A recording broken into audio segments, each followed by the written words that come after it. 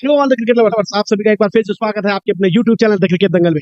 आज हम बात करने वाले हैं वर्ल्ड कप के कुछ नए नियम के बारे में। आपको पता होगा T20 वर्ल्ड कप जो कि वेस्ट इंडीज और अमेरिका में खेला जाने वाला है, और ऐसे में T20 के कुछ नए नियम आ गए हैं जो कि IPL से जरा हटके हैं, तो आपको ये जान लेना बहुत जरूरी है। तो सबसे पहले मैं जिस नियम की बात करने वाला हूँ वो है कि फर्स्ट टाइम स्टॉप क्लॉक का यूज किया जाएगा। मतलब कि अब जो भी ओवर आप डालोगे, जैसे आपने पहली ओवर कंप्लीट कर ली, तो दूसरी ओवर आने होगी तो उनके बीच में सिर्फ 1 मिनट का गैप होना चाहिए। उससे ज्यादा का अगर गैप होता है तो आपको 2 बार तो मिलेगी वार्निंग, तीसरी बार हो जाएगा आपका काम तमाम और मिल जाएंगे पेनाल्टी रन। तो मतलब कि बहुत ही फटाफट आपके दिमाग में पहले से ही कैलकुलेशन होना चाहिए कि भाई किस बॉलर को ये ओवर अगली ओवर देनी है। इवन उस ओवर में अगर पिटाई हुई है तो आपका प्लान बी प्लान सी सब उस वक्त रेडी होना चाहिए। ऐसे नहीं कि आप सोचते रहोगे काम करते इसको बुला लेता हूँ, नहीं नहीं अब काम करो, तुम चले जाओ, तुम आ जाओ। तो प्लान पहले ही फिट होना होगा। तो इसलिए first time use of stop clock आपको देखने को मिलेगा। तो स्टॉप क्लॉक जो देखेंगे वो टाइमर एक आता रहेगा, और उसमें जैसे ओवर कंप्लीट होगा तो आपको पता चलता रहेगा कि चलो इतने सेकंड में ये ओवर समाप्त, इस 60 सेकंड में आपको दूसरी ओवर स्टार्ट करनी होगी। जो दूसरा रूल है कि रिजर्व डे रखा है। जो नॉकआउट जैसे सेमीफाइनल मैचेस में आप देखोगे नॉर्मली एक रिजर्व डे होना चाहिए, जिससे कि भाई बारिश आती है, क्योंकि यहाँ पर बारिश तो होगी। तो उसके हिसाब से फर्स्ट सेमीफाइनल और फाइनल के लिए रिजर्व डे है। सेकंड सेमीफाइनल के लिए एक्स्ट्रा टाइम दिया है, कुछ 4 घंटे 10 मिनट ऐसे ही कुछ 250 मिनट आप कह सकते हो। तो 4 घंटे 10 मिनट या 4 से 4.25 घंटे के बीच में इतना टाइम दिया है कि भाई मैच मान के चलो 8 बजे शुरू होना है और 11 बजे तक, 11 सवा 11 तक खत्म होगा।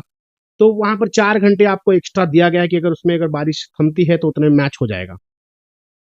अच्छा, अब इसमें एक बात और ये भी है कि आप ये समझ सकते हो कि जैसे बारिश हो रही है, नॉर्मल जो मैचेस होंगे, लीग मैचेस होंगे या सुपर 8 के मैचेस होंगे, उसमें डीएलएस रूल अप्लाई होगा। और यहां पर भी डीएलएस रूल जब तक मैच खेला जाएगा तब तक अप्लाई होगा। अब देखिए, तीसरा यह है कि 3 घंटे 10 मिनट में ये मैच आपको खत्म करना है। मतलब कि एक मैच खेलने के लिए 3 घंटे 10 मिनट मिलेंगे। तो लगभग 85 मिनट का मेरे ख्याल से समय है एक इनिंग खत्म करने के लिए। अदरवाइज वही पेनाल्टी होगी। अब इस बार ऐसा है कि पेनाल्टी आपको रनों के माध्यम से होगी कि भाई 5 रन एक्स्ट्रा। जैसा मैंने कहा कि 1 मिनट ही मिलेगा आपको एक ओवर और दूसरी ओवर, पहली ओवर खत्म और दूसरी ओवर शुरू होने के बीच में। उसके पहले स्टार्ट कर दिया तो काफी अच्छी बात है। अगर उसके ज्यादा टाइम लेते हो तो 2 बार वार्निंग और तीसरी बार से आपके 5 पेनाल्टी रन। अब वो वाला रूल कि भाई पैसा कटता है, आजकल आईपीएल में कमा कमा के बैठ गए हैं तो चमड़ी थोड़ी मोटी हो गई है, तो पैसे कटते हैं, टेंशन नहीं रहता। इसलिए आईसीसी ने बोला भैया अब ऑन द स्पॉट फैसला करो, रन बढ़ा दो या रन कम कर दो।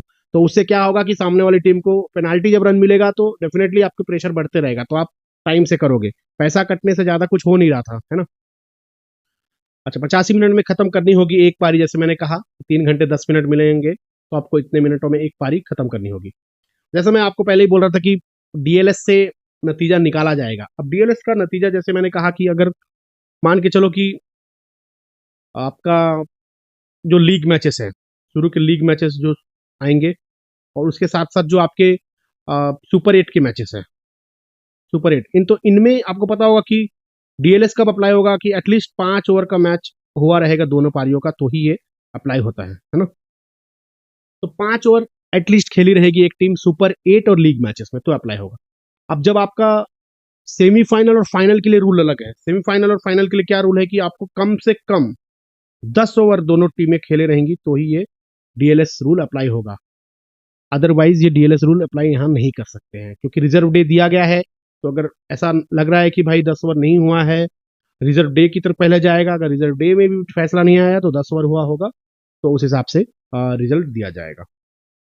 तो ये कुछ चेंजेस जो हुई है, मुझे लगता है कि अच्छा रूल है। मतलब क्योंकि मैच को आपको फटाफट खत्म करना होगा। जो आपकी प्लानिंग्स होगी सब पहले से ही फिक्स होनी चाहिए कि भाई हमने ये सोचा है कि इतने रन पड़ गए तो क्या होगा, हम दूसरा ओवर किसको देंगे। तो ये सब आपको प्री कैलकुलेटेड दिमाग में रखना होगा, चाहे वो कोचिंग स्टाफ हो, चाहे वो जो अन्य सदस्य जो बैठे होंगे, जो टॉप 11 में नहीं होंगे, उनके थ्रू। तो ये सब मैसेज फटाफट या कैप्टन खुद उनके दिमाग में चलता रहे कि भाई क्या करना है अगला। तो ये सब पहले से ही कैलकुलेटेड होना ही होगा। तो अब सिर्फ क्रिकेट जो है बैट और बॉल का गेम नहीं रहा है, ये एक्स्ट्रा जो आप बोल सकते थोड़ा सा दिमाग में, जो ज्यादा जल्दी, जो ज्यादा तेजी से ऑन द स्पॉट जो फटाफट फैसले लेगा, वो यहाँ पर थोड़ा सा आगे पाएगा अपने आप को। अदरवाइज थोड़ी सी मुश्किल हो जाएगी। तो ये थे कुछ बदलाव थे। बाकी जो कैच पकड़ता है फील्डर स्ट्राइकर पे जो आउट होगा वहीं आएगा, चाहे वो भले ही उन्होंने स्ट्राइक रोटेट कर ली हो।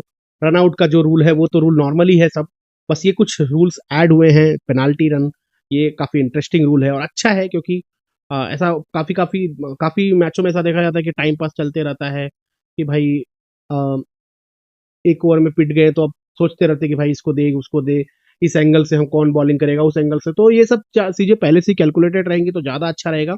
तो अब सिर्फ बैट और बॉल का गेम नहीं होगा, जैसे मैंने कहा थोड़ा सा एडिशनल दिमाग भी लगाना होगा कि भाई दिमाग का गेम होने वाला है, तो काफी मजा आएगा। और एक दो चीजें और मैं ऐड करना चाहूंगा कि अब जो मैचेस होंगे, जो आईपीएल ने क्या किया है, पूरा जो रन जो बनाने की टेक्निक है, या फिर आप ये बोलो रन बनाने की टेक्निक मत बोलो, जो रन बनते हैं काफी ज्यादा रन अब बनाने पड़ेंगे और टीम ये भी सोचेंगी कि यार इतने रन भी सेफ होंगे कि नहीं।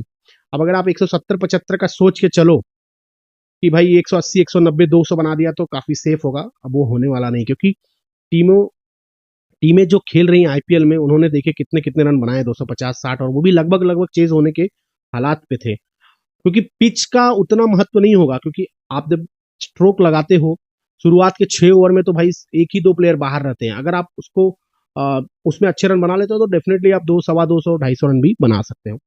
तो आपकी क्या राय रहेगी, ये नियम जो है सही किया आईसीसी ने, या फिर आपको लगता है कुछ और इंक्लूड करना था, या ये ज्यादती हो रही है? तो प्लीज कमेंट करके हमें बताएं। मिलेंगे आपसे नए वीडियो में दोस्तों, तब तक के लिए धन्यवाद।